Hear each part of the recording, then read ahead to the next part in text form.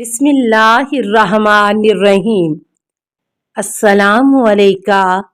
یا صاحب العصر والزمان۔ اس کے علاوہ اس بات کی طرف بھی توجہ رکھنی چاہیے کہ برے لوگوں کی صحبت برا اثر ڈالنے کے علاوہ سنگ دلی بھی پیدا کرتی ہے، اور ممکن ہے کہ وہ انسان کو برائی کی طرف کھینچ لے جائے، یا یہ کہ قہر و غضب الہی میں اس کے شامل حال ہو جائے اور وہ بھی دوستوں کے ساتھ عذاب میں مبتلا ہو جائے۔ امام علی رضا علیہ السلام کے قریبی صحابی سلیمان جعفری نقل کرتے ہیں کہ میں نے ایک روز امام علیہ السلام کو اپنے والد سے یہ فرماتے ہوئے سنا، عبد الرحمن بن یعقوب کے ہاں تمہاری آمد و رفت کیوں ہے؟ میرے والد نے عرض کی کہ وہ میرا ماموں ہے۔ حضرت علیہ السلام نے فرمایا خدا کے بارے میں اس کا غلط نظریہ ہے، وہ خدا کے حدود و صفات کو محدود کہتا ہے، حالانکہ خداوند عالم صفات میں محدود نہیں۔ میرے والد نے عرض کی کہ وہ کچھ بھی کہے، مجھ سے کیا مطلب، میرا عقیدہ تو ویسا نہیں ہے۔ حضرت علیہ السلام نے فرمایا کیا تمہیں یہ خوف نہیں ہے کہ اگر اس پر عذاب نازل ہوا تو تم سب کو اپنی گرفت میں لے لے گا؟ کیا تم نے جناب موسیٰ علیہ السلام کے اصحاب میں سے اس شخص کی داستان نہیں سنی جس کا باپ فرعون کے ساتھیوں میں سے تھا، اور فرعون کی فوج جناب موسیٰ علیہ السلام کا پیچھا کر رہی تھی، تو یہ جناب موسیٰ کے لشکر سے نکل کر اپنے باپ کو نصیحت کرنے کے لیے اس کے پاس گیا تاکہ اسے جناب موسیٰ کی طرف لے آئے، اور وہ اپنے باپ کے ساتھ چلا جا رہا تھا اور اس کا باپ بھی اسے فرار کر رہا تھا، یہاں تک کہ وہ دریا کے قریب پہنچے اور عذاب الہی نازل ہو گیا اور وہ دونوں فرعون کے لشکر کے ساتھ غرق ہو گئے۔ جب یہ خبر جناب موسیٰ علیہ السلام کو ملی تو آپ نے جناب جبرائیل سے اس کی حالت پوچھی، تو جبرائیل علیہ السلام نے کہا کہ خدا اس پر رحمت نازل کرے، وہ غرق ہو گیا ہے، وہ اپنے باپ کے مذہب پر نہیں تھا، لیکن جب عذاب الہی نازل ہوتا ہے تو جو گناہگار کے نزدیک ہوتا ہے اسے بھی پناہ نہیں ملتی۔ ان نکات کے پیش نظر ہم قرآن کریم اور معصومین کی احادیث پر ایک نظر ڈالیں اور یہ دیکھیں کہ کیسے لوگ دوستی اور ہم نشینی کے لائق نہیں ہیں۔ نمبر 1، سب سے پہلے وہ لوگ ہیں جو آیات الہیہ اور دین خدا کا مذاق اڑاتے ہیں، جیسا کہ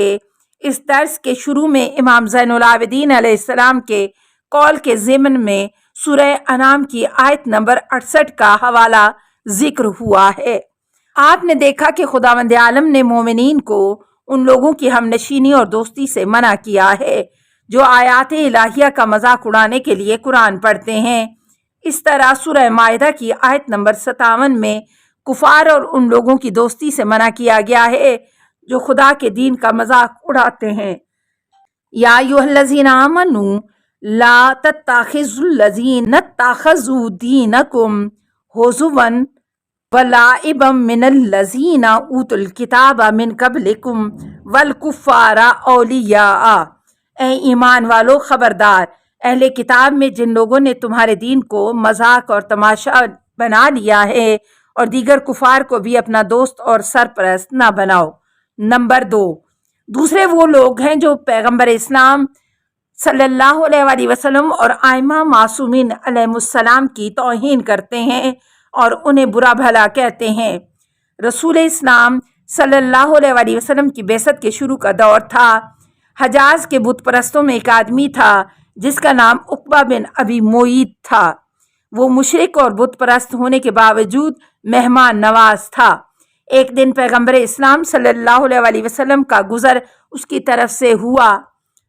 تو اس نے آپ صلی اللہ علیہ وآلہ وسلم سے درخواست کی کہ اس کے ساتھ کھانے میں شریک ہو جائیں۔ آپ صلی اللہ علیہ وآلہ وسلم نے فرمایا جب تک تم مسلمان نہیں ہوگے میں تمہارے دسترخوان پر نہیں بیٹھوں گا۔ جب اس نے دیکھا کہ پیغمبر اسلام صلی اللہ علیہ وآلہ وسلم نے دسترخوان پر بیٹھنے کے لیے ایسی شرط لگا دی ہے تو اس نے کلمہ شہادتین زبان پر جاری کیا اور مسلمان ہو گیا۔ اسی وقت عقبہ کے ایک دوست کو جب یہ معلوم ہوا کہ عقبہ مسلمان ہو گیا ہے تو وہ ناراض ہو کر اس کے پاس آیا اور عقبہ کو برا بھلا کہا کہ تم اپنے دین سے خارج ہو گئے۔ عقبہ نے جواب دیا کہ میرے مہمان نے شرط کر دی تھی کہ جب تک میں مسلمان نہ ہو جاؤں وہ میرے دسترخوان پر نہیں بیٹھے گا۔ دوست نے اس سے کہا کہ یا تم اپنے دین پر پلٹ آؤ اور پیغمبر کی توہین کر دو، آج سے میری اور تمہاری دوستی بالکل ختم ہے۔ اپنے دوست ابی کے بہت اصرار پر عقبہ نے ایسا ہی کیا اور اسلام سے خارج ہو گیا، اور آخر کار جنگ بدر میں سپاہی اسلام کے ہاتھوں واصل جہنم ہوا۔ ابی بھی جنگ احد میں مسلمانوں کے ہاتھ مارا گیا اور دونوں حالت شرک پر ہلاک ہوئے۔ سورہ فرقان کی آیت نمبر 27 سے 29 اسی سلسلے میں نازل ہوئی ہیں کہ جس میں عقبہ کی کہانی اور حالات بیان کیے گئے۔ وَيَوْمَ يَعَضُّ الظَّالِمُ عَلَى يَدَيْهِ يَقُولُ يَا لَيْتَنِي اتَّخَذْتُ مَعَ الرَّسُولِ سَبِيلًا یا وَلَيْتَنِي لَمْ أَتَّخِذْ فُلَانًا خَلِيلًا لَقَدْ أُضِلَّنِي عَنِ الذِّكْرِ بَعْدَ إِذْ جَاءَنِي وَكَانَ الشَّيْطَانُ لِلْإِنسَانِ خَذُولًا۔ اس دن ظالم اپنے ہاتھوں کو کاٹے گا اور یہ کہے گا کہ کاش میں نے رسول کے ساتھ ہی راستہ اختیار کیا ہوتا۔ ہائے افسوس، کاش میں نے فلاں شخص کو اپنا دوست نہ بنایا ہوتا، اس نے تو ذکر کے آنے کے بعد بھی مجھے گمراہ کر دیا، اور شیطان تو انسان کو رسوا کرنے والا ہی ہے۔ اس آیت اور اس قصے کے مطابق ایک دوست کے اوپر اس کے برے دوست کا اثر اور اسے گمراہ کرنے میں اس کا واضح کردار ہمیں متوجہ کر رہا ہے،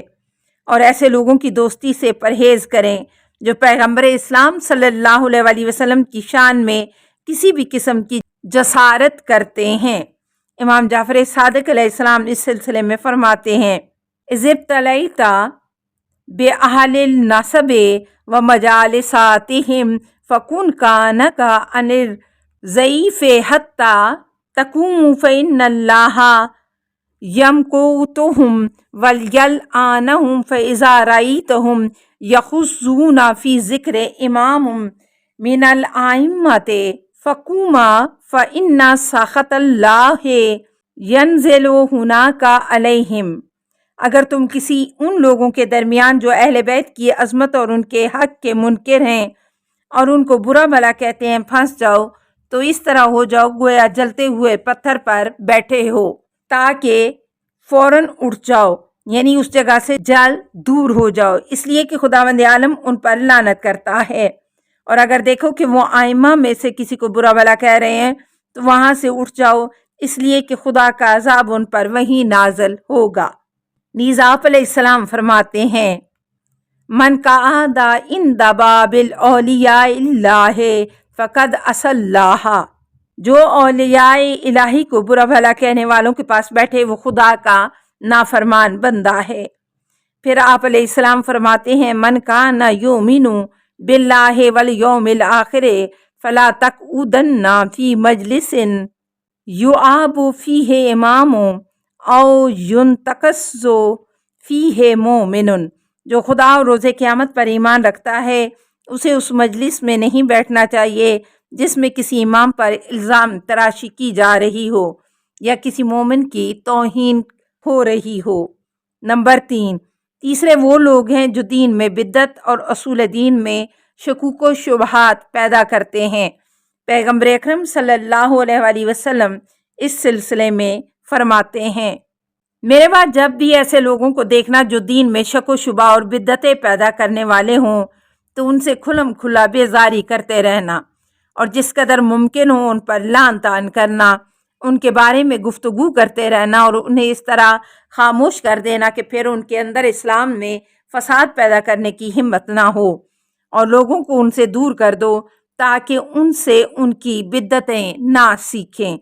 اس کے بدلے خدا تمہارے لیے بہترین نیکیاں لکھے گا اور آخرت میں تمہارے درجات کو بلند کر دے گا۔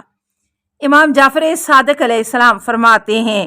لا تسبوا اہل البدع ولا تجالسوہم فتعصروا عند الناس کواحد منہم۔ السلام علیکہ یا صاحب العصر والزمان، الامان الامان الأمان من فتن الزمان السلام علیکہ یا خلیفۃ الرحمن السلام علیکہ یا امام الانس والجان السلام علیکہ یا مظہر الایمان السلام علیکہ یا شریک القرآن السلام علیکہ یا قاطع البرہان السلام علیکہ یا امام زماننا ھذا اجل اللہ فرجک وسہل اللہ مخرجک وظہور کا السلام علیکہ ورحمۃ اللہ اللہم صلی علی محمد و آل محمد